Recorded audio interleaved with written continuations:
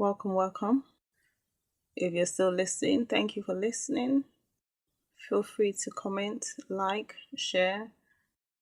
Thank you.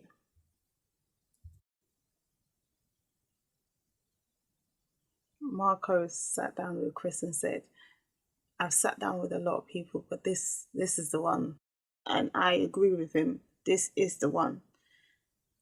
It was almost like a small therapy session or sort of come to Jesus moment.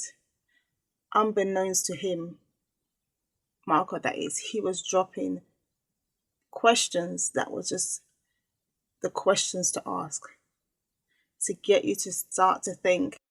So I appreciated this interview. The questions being asked was just so perfect. If we go back to the question from the beginning of the interview about is money more important than love? Would you go to work or would you try to get the girl's number? Which one is most important? Which would you choose? That's what Marco is asking him. So Chris says that you can do both. You get her number real fast and get to your job. I've said this a few times. I'm saying it again. When it came down to Chris flying to, let's just for argument's sake, let's say he flew to where his divine partner was, because obviously he's flown all around the world. His divine partner is in the UK. Right, he's gone all the way to the UK.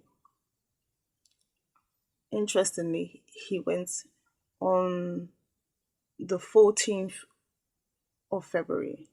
That is Valentine's Day, as we know. He said, is it more important to get the girl's number? So, Chris, he got the bag because he went to his concert. He met with his fans. He made his money. He got the bag. And he was able to do the two. As he said, I can do the two. You can make the money, you can get the girl. So what did he do? After he makes his money, after he's capitalized on the day, he can then spend time with a lady, his lady. Mind you, his divine partner may have wished to see him, but he told her to focus on love. Focus on love while he focused on a bag. You see, the connection required more attention than he had time to give it. Another question Marco asked him is, are you good with giving things away? You can check the interview to see why he asked that question. Are you comfortable with giving something away, just in general? And he said, yeah, I can. I am. And I said, do you have anything on you, like a wallet, debit card, anything? And Chris is tapping his body. No, I don't have anything. Mind you, this interview is taking place at Chris's house. I'll say that again. The interview is taking place at Chris's house. So a few meters from him, he can turn around and pick up some trainers and give it to Marco.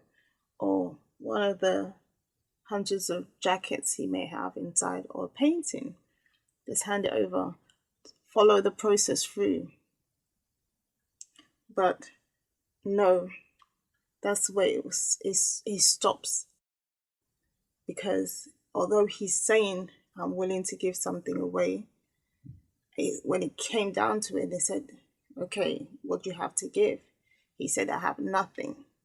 Even though he has nothing right there in his pocket, he has shoes on, he has clothes, he has things around him that he can ask somebody to pick up and give Marco. Just to follow the process through, just to show I am willing to give something up to get something in return. But that wasn't what he was able to see or do. You're focused mainly and totally on what you have to give up, and that is your preference and the preferences that you've made into an idol and into a god. If you're not able to give up your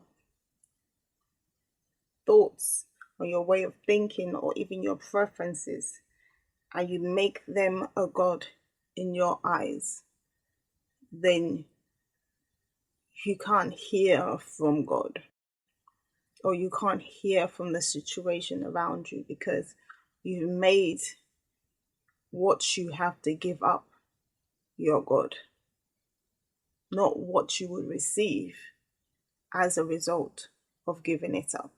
You haven't focused on what you would receive from giving it up.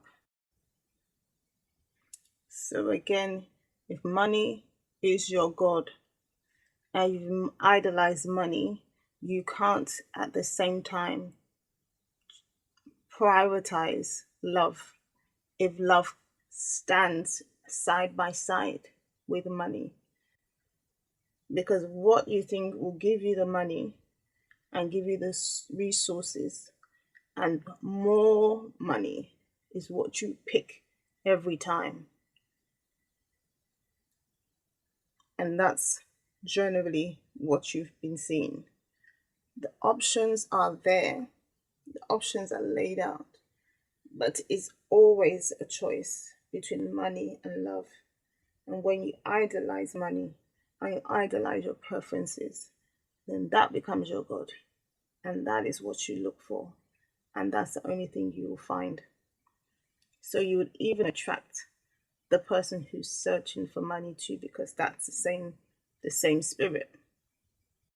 Because the person focusing on love and the person focusing on money, they cannot come together because they have two different agendas. CB is not in any way impressed or interested in Marco's sister. Even when some keywords and buzzwords were mentioned, like, she really messes with you. All she wants to do is have a child by you and move to one side. You and her be vibing, twinning, all the key buzzwords that would set light bulbs off in your head if you are tuned in love and not focused on preference and what Marco's sister may look like. I can be certain, I can put money on it, that I will look more like Marco's sister than anyone else that we've seen CB with. So the truth is not complicated, it's very simple. So if any unknown person turns around to look like the descriptions that are typical of his divine person, then be certain that the response from Marco's sister is very much going to be the same response. And if I'm wrong, I would like to know why. Marco was saying in the interview that if I have this trouble and I go through this difficult situation, I call my grandma. So Chris was like, yeah, okay, all right, yeah. But how's this going to help me to sleep? And Marco said, I know who can put you to sleep, my sister. And that right there, he said, on God. But still, it was a no thank you. I don't want your sister. I'm not interested. So you know what? The trouble getting to sleep, there was no other solution. Marco gave him the solution he had. Chris rejected the solution. He wasn't interested. No way, no parts of it was he interested in. That was the solution, and he didn't want it. The problem still persists. CB wants a result without doing any work. He wants to get the result just because he should. and not because he's willing to do what it takes. If he picked something and gave it to Marco, it would be a demonstration that he is willing to give something up, which was one of the requirements.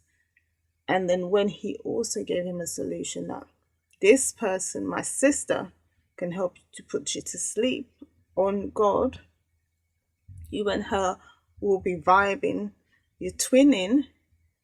What did he say? No.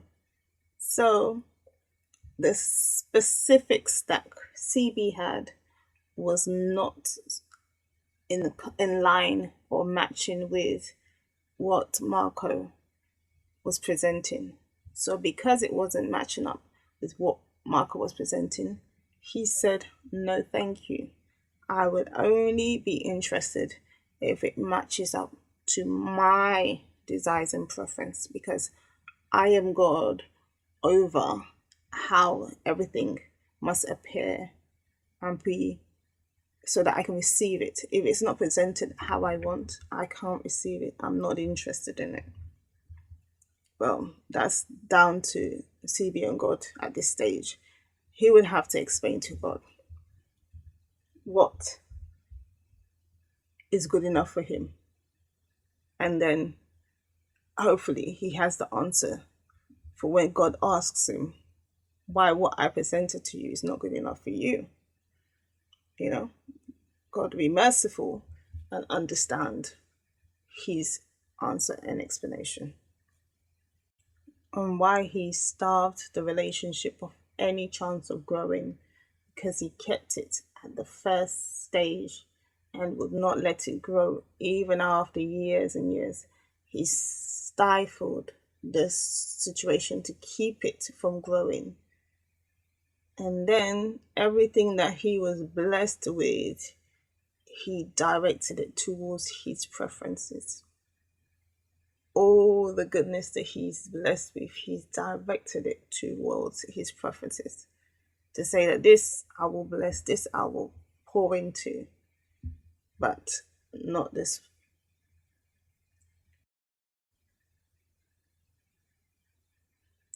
It would be all okay if the reason for the disconnect and the stifling and stunting the growth of that connection is for mature and good reasons, but it's really for childish and what's the word?